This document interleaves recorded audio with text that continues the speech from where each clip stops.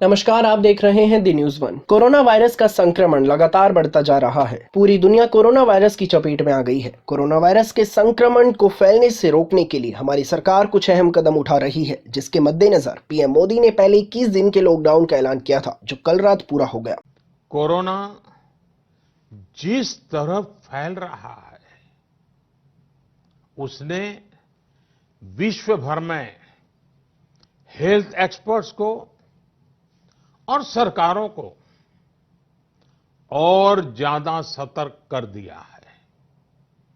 भारत में भी कोरोना के खिलाफ लड़ाई अब आगे कैसे बढ़े, हम विजयी कैसे हो, हमारे यहां नुकसान कम से कम कैसे हो, लोगों की दिक्कतें कम कैसे करें, इन बातों को लेकर राज्यों के साथ निरंतर चर्चाएं की है। और इन सभी चर्चाओं में से एक बात उभर करके आती है, हर किसी का यही सुझाव आता है, नागरिकों की तरफ से भी यही सुझाव आता है कि लॉकडाउन को बढ़ाया जाए। कई राज्य तो पहले से ही लॉकडाउन को बढ़ाने का फैसला कर चुके हैं। साथियों, सारे सुझावों को ध्यान में रखते हुए ये तय किया गया है कि भारत में लॉकडाउन को अब 3 मई तक और बढ़ाना पड़ेगा। यानी 3 मई तक हम सभी को, हर देशवासी को लॉकडाउन में ही रहना होगा। इस दौरान हमें अनुशासन का उसी तरह पालन करना है जैसे हम करते आ रहे हैं। मेरी सभी देशवासियों से ये प्रार्थना है कि अब कोरोना को हमें किसी भी कीमत पर नए क्षेत्रों में फैलने नहीं देना है। स्थानीय स्तर पर अब एक भी मरीज बढ़ता है तो ये हमारे लिए चिंता का विषय होना चाहिए। कहीं पर भी कोरोना से एक भी मरीज की दुखद मृत्यु होती है तो हमारी चिंता और बढ़नी चाहिए। और इसलिए हमें हॉटस्पॉट्स को इंगित करके पहले से भी ज्यादा, बहुत ज्यादा सतर्कता बरतनी ही होगी। जिन स्थानों के हॉटस्पॉट में बदलने की आशंका है, उस पर भी हमें कड़ी नजर रखनी होगी, कठोर कदम उठाने होंगे। नए हॉटस्पॉट्स का बनना हमारे परिश्रम और हमारी तपस्या को और चुनौती देगा, नए संकट पैदा करेगा। इसलिए अगले एक सप्ताह में कोरोना के खिलाफ लड़ाई में कठोरता और ज्यादा बढ़ाई जाएगी। 20 अप्रैल तक हर कस्बे, हर थाने, हर जिले, हर राज्य को बड़ी बारीकी से परखा जाएगा। वहां लॉकडाउन का कितना पालन हो रहा है, उस क्षेत्र ने कोरोना से खुद को कितना बचाया है, इसका मूल्यांकन लगातार किया जाएगा।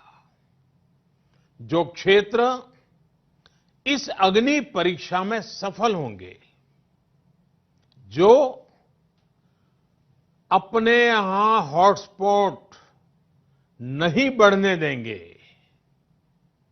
और जिनके हॉटस्पॉट्स में बदलने की आशंका भी कम होगी, वहां पर 20 अप्रैल से कुछ जरूरी गतिविधियों की अनुमति, छूटछाट दी जा सकती है। लेकिन याद रखिए, ये अनुमति सशर्त होगी। बाहर निकलने के नियम बहुत सख्त होंगे। लॉकडाउन के नियम अगर टूटते हैं और कोरोना का पैर हमारे इलाके में पड़ता है, तो सारी अनुमति तुरंत वापस ले ली जाएगी। और इसलिए न खुद कोई लापरवाही करनी है और न ही किसी और को लापरवाही करने देना है। मेरे देशवासियों, कल इस बारे में सरकार की तरफ से एक विस्तृत गाइडलाइन जारी की जाएगी। आपको बता दें कि प्रधानमंत्री नरेंद्र मोदी ने कल देश को संबोधित करते हुए फिर से 19 दिन के लॉकडाउन का ऐलान कर दिया। देश को संबोधित करते हुए पीएम मोदी ने कहा कि जब हमारे यहाँ कोरोना का एक भी व्यक्ति संक्रमित नहीं था, तभी हमने विदेशों से आने वाले लोगों को चेक करना शुरू कर दिया था। और जब हमारे देश में कोरोना के 550 संक्रमित केस थे, तभी हमने सोशल डिस्टेंसिंग को ध्यान में रखते हुए तेजी से फैसले लेकर संपूर्ण लॉकडाउन का ऐलान कर दिया। इस संकट से हमें मिलकर लड़ना है और जीतना है। जो देश पहले कोरोना संक्रमण के मामलों में भारत के बराबर थे, वे अब भारत से 25 से 30 गुना बढ़ गए हैं। मैं आपका साथ मांग रहा हूं, 7 बातों में आपका साथ। पहली बात, अपने घर के बुजुर्गों का विशेष ध्यान रखें। विशेषकर ऐसे व्यक्ति जिन्हें पुरानी बीमारी हो, उनकी हमें एक्स्ट्रा केयर करनी है। उन्हें कोरोना से बहुत बचाकर रखना है। दूसरी बात, लॉकडाउन और सोशल डिस्टेंसिंग की लक्ष्मण रेखा का पूरी तरह पालन करें। घर में बने फेस कवर या मास्क का, और वो भी घर में बने हुए, उनका अनिवार्य रूप से उपयोग करें। तीसरी बात, अपनी इम्यूनिटी बढ़ाने के लिए आयुष मंत्रालय द्वारा जो निर्देश दिए गए हैं, उसका अगर हम पालन करें, गर्म पानी है, काढ़ा है, इनका निरंतर सेवन करें। चौथी बात, कोरोना संक्रमण का फैलाव रोकने में मदद करने के लिए Aarogya Setu mobile app, Aarogya Setu mobile app जरूर डाउनलोड करें। दूसरों को भी इस ऐप को डाउनलोड करने के लिए प्रेरित करें। पांचवी बात, जितना हो सके उतने गरीब परिवार की देखरेख करें, उनके भोजन की आवश्यकता पूरी करें। छठी बात, आप अपने व्यवसाय, अपने उद्योग में अपने साथ काम करे लोगों के प्रति संवेदना रखें, किसी को नौकरी से न निकालें। सातवीं बात, देश के कोरोना योद्धाओं, हमारे डॉक्टर, नर्सेस, सफाई कर्मी, पुलिसकर्मी, ऐसे सभी लोगों का हम सम्मान करें, आदर पूर्वक उनका गौरव करें। साथियों, इन 7 बातों में आपका साथ, ये सप्तपदी विजय प्राप्त करने का मार्ग है। विजय होने का हमारे लिए निष्ठापूर्वक करने वाला ये काम है। पूरी निष्ठा के साथ 3 मई तक लॉकडाउन के नियमों का पालन करें, जहां है वहां रहे, सुरक्षित रहें। साथ ही कहा कि प्यारे देशवासियों, मैं आप सबका साथ मांगता हूं। आप अपने बुजुर्गों का खास ख्याल रखें, घर में बने मास्क का प्रयोग करें। आइए सुनिए क्या कहा उन्होंने आगे। साथियों, आज पूरे विश्व में कोरोना वैश्विक महामारी की जो स्थिति है, हम सब उसे भलीभांति परिचित हैं। अन्य देशों के मुकाबले भारत ने कैसे अपने यहां संक्रमण को रोकने के प्रयास किए, आप इसके सहभागी भी रहे हैं और साक्षी भी। जब हमारे यहां कोरोना का एक भी केस नहीं था, उससे पहले ही भारत ने कोरोना प्रभावित देशों से आने वाले यात्रियों की एयरपोर्ट पर स्क्रीनिंग शुरू कर दी थी। कोरोना के मरीज 100 तक पहुंचे, उससे पहले ही भारत ने विदेश से आए हर यात्री के लिए 14 दिन का आइसोलेशन अनिवार्य कर दिया था। अनेक जगहों पर मॉल हो, थिएटर हो, क्लब हो, जिम हो, बंद करिए जा चुके थे।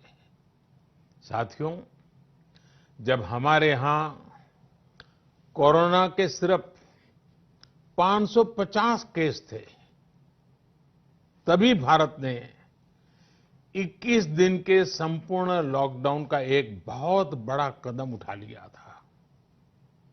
भारत ने समस्या बढ़ने का इंतजार नहीं किया, बल्कि जैसे ही समस्या दिखी, उसे तेजी से फैसले लेकर उसी समय रोकने का भरसक प्रयास किया।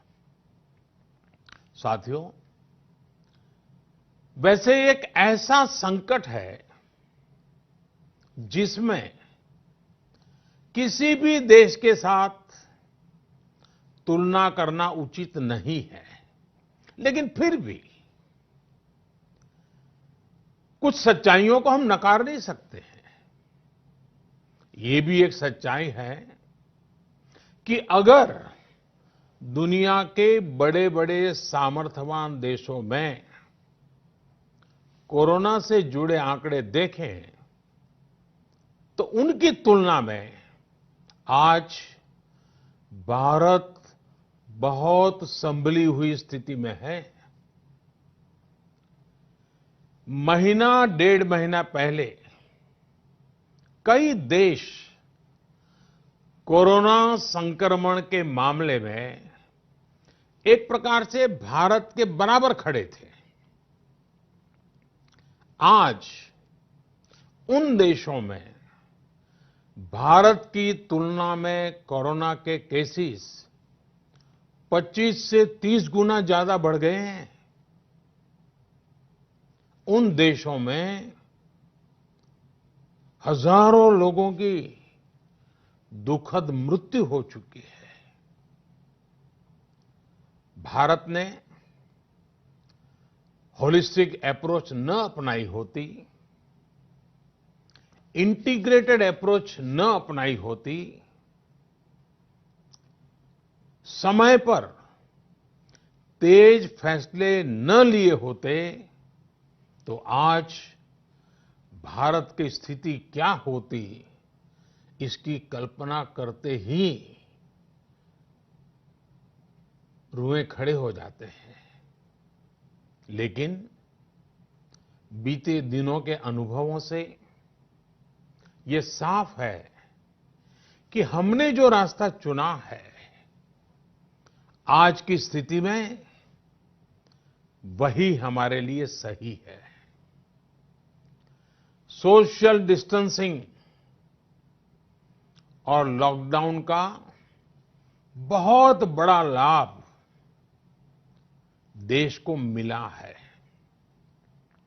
अगर सिर्फ आर्थिक दृष्टि से देखें तो ये महंगा जरूर लगता है, बहुत बड़ी कीमत चुकानी पड़ी है, लेकिन भारतवासियों की जिंदगी के आगे इसकी कोई तुलना नहीं हो सकती।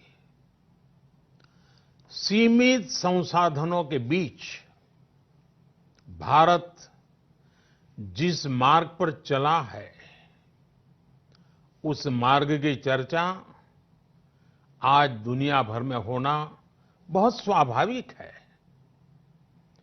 देश की राज्य सरकारों ने भी, स्थानीय स्वराज संस्थाओं की इकाइयों ने भी इसमें बहुत जिम्मेदारी के साथ काम किया है। 24 घंटे हर किसी ने अपना जीमा संभालने के लिए प्रयास किया है और हालत को संभाला भी है। फिलहाल के लिए बस इतना ही। देश और दुनिया की तमाम बड़ी खबरों से जुड़े रहने के लिए देखते रहिए द न्यूज़ वन। धन्यवाद। अगर आप भी कोरोना फाइटर बनना चाहते हैं तो आप भी अपना संदेश रिकॉर्ड कर हमारे व्हाट्सएप नंबर पर भेज दीजिए और देखते रहिए द न्यूज़ वन।